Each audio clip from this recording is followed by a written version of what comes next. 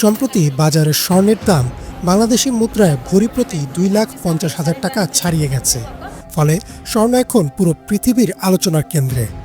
গয়না হোক বা বিনিয়োগ, চকচকে এই ধাতুর প্রতি মানুষের আকর্ষণ হাজার বছরের পুরনো।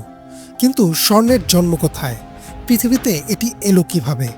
কেনই এই ধাতুটির দাম এত বেশি?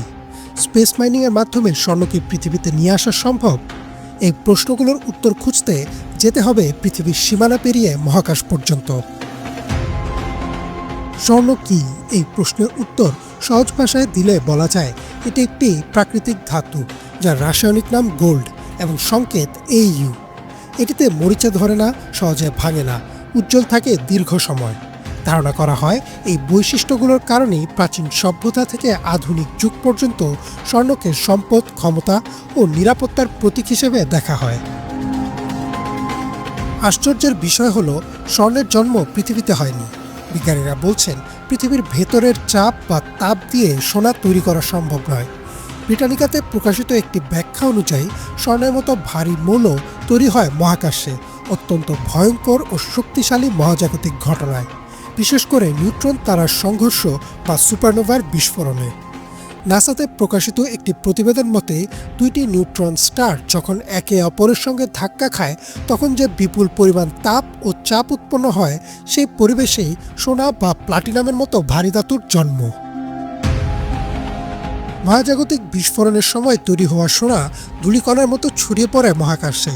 কোটি কোটি বছর পর সেই ধূলিকণা একত্র হয়ে তৈরি হয় গ্রহ, উপগ্রহ ও উল্কা।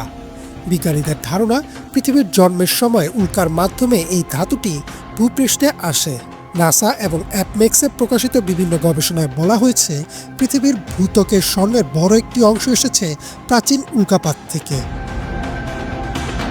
বিজ্ঞানীরা মনে করেন পৃথিবীর গঠনের শুরুর দিকে অধিকাংশ স্বর্ণ গলিত অবস্থায় কেন্দ্রের দিকে চলে গেছে, ফলে আমাদের নাগালে আছে মাত্র অল্প অংশ।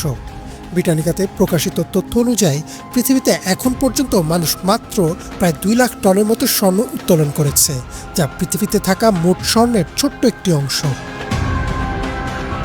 এমন পরিস্থিতিতে অনেকেই প্রশ্ন করতে পারেন, বিজ্ঞান এত এগিয়েছে, তাহলে কি ল্যাবে স্বর্ণ বানানো যায় না? তাত্ত্বিকভাবে সম্ভব হলেও বাস্তবে তা প্রায় অসম্ভবের কাছাকাছি। ব্রিটানিকা ও স্টোনেক্স বুলিয়নে প্রকাশিত বিশ্লেষণে বলা হয়েছে, কৃত্রিমভাবে সোনা তৈরি করতে যে শক্তি ও খরচ প্রয়োজন তা বাজার মূল্যের চেয়ে কয়েক হাজার গুণ বেশি। বিজ্ঞানীদের ধারণা, সূর্য ও গ্রহগুলোর ভেতরে বিপুল পরিমাণ স্বর্ণ রয়েছে, বিশেষ করে গ্রহাণু বা অ্যাস্টেরয়েডে।